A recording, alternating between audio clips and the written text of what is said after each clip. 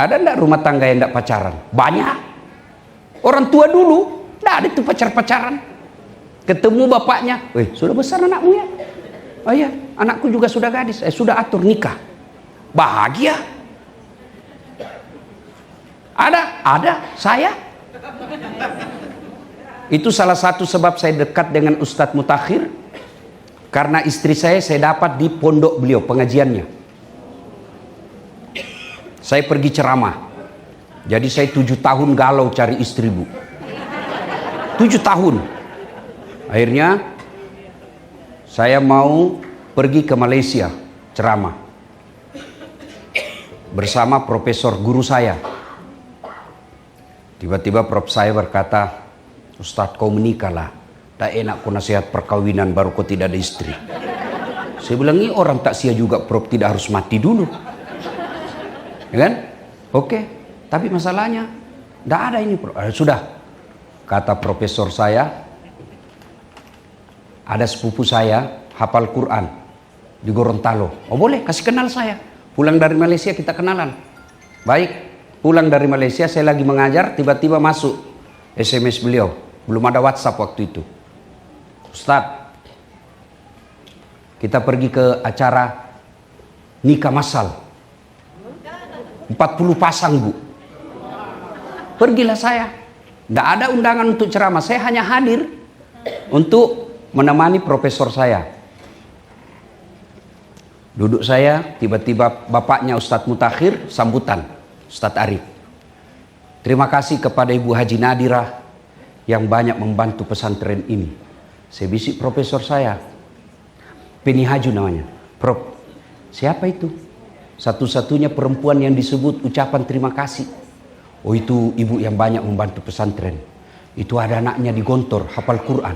Kasih kenal saya, Prof. Dia bilang, Prof, bagaimana sepupuku? Mana saja yang cepat, Prof. Ini kisah nyata saya, Bu. Ya, sudah, saya kenalan sama itu ibu hari Sabtu, hari Ahad. Jumat, saya khotbah Jumat bahas tentang kecemasan dalam hidup, sangka buruk kepada Allah. Selesai sholat sunnah ba'da Jumat, saya merenung, saya kena ceramah saya ini. Sudah, saya putuskan pergi melamar. Saya telepon ibu saya, Mak, melok kalau letu. Saya mau pergi melamar. Nikah? Siapa? Ada penghafal Quran ini. Napuji moko kah? Dia suka kamu kah? Makanya mama doakan saya. Ilo doangan nak. Bukanlah. Pergilah saya bilang sama sopir saya, kau tahu Limbung? Tahu. Kita ke sana. Sampailah saya di sana. Begitu saya masuk rumahnya, saya naik ke lantai 4, saya ceritakan, Bu, bolehkah saya cerita rahasia? Padahal baru pertama saya ketemu di acara itu. Itu ibu yang jadi mertua saya sekarang. Kenapa? Ada rahasia ini, Bu. Saya malu kalau ditolak kan? Ya kalau cuma berdua hanya dia yang tahu. Ceritalah saya berdua.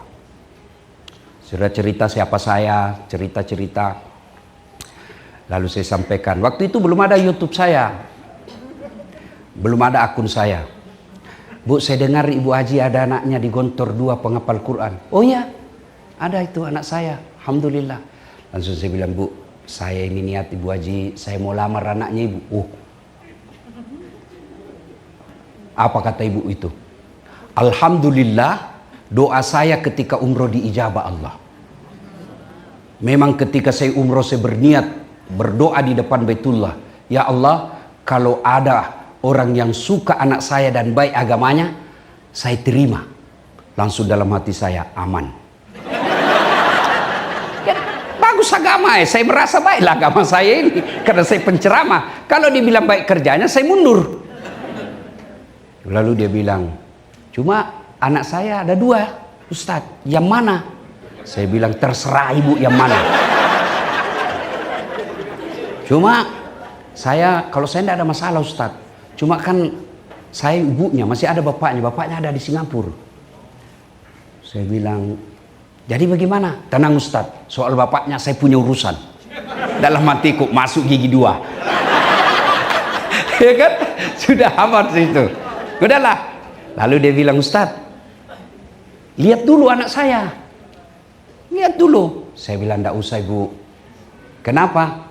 Nanti Ustadz tidak suka. Enggak usah Ibu. Kenapa saya tidak perlu lihat? Karena saya lihat fotonya bapaknya gagah. Di ruang tamu fotonya bapaknya cakep. Mamanya depan saya juga cantik. Saya bilang, enggak jauh-jauh lah dari sini nih. Kan? Buah jatuh tak jauh dari pohonnya, ya kan? Kecuali yang dibawa kelelawar, ya jauh itu dia. Nah, Ahad saya melamar, Ahad saya kenalan, Jumat saya melamar, dan menikah setelah hari Ahad berikutnya. Tidak pacaran sampai sekarang, kita saling menghormati. Coba lihat anak-anak kita sekarang, masih pacaran sudah panggilnya papi mami. Itu yang ibu mau. Nah, ibu bapak, saudara-saudara sekalian, istri saya itu Bu, Allah karim. Saya hebat begini bukan karena saya hebat, karena istri saya. Mana bisa kita ceramah kalau istri kita teror? Mana bisa saya ceramah begini, begitu 5 menit sebelum tampil dia menelpon, pulang kau. Pulang.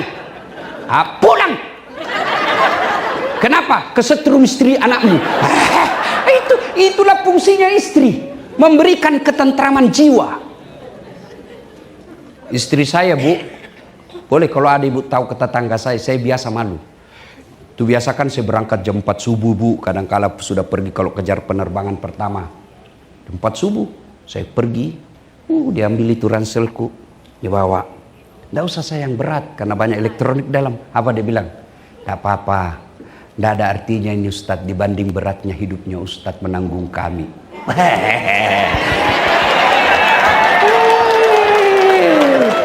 Masya Allah.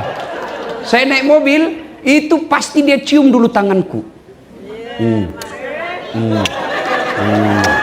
Sudah itu dia cium jidatku.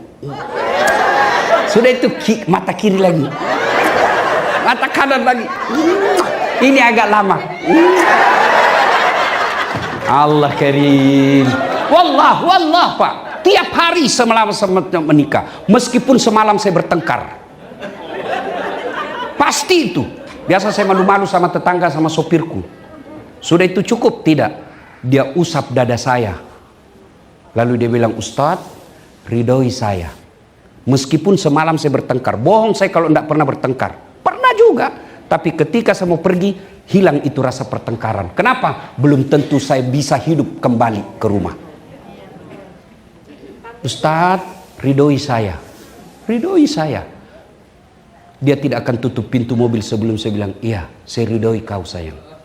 Lalu dia bilang, ku lepas di kau pahlawan. Ini tambah-tambah saja ini bunda.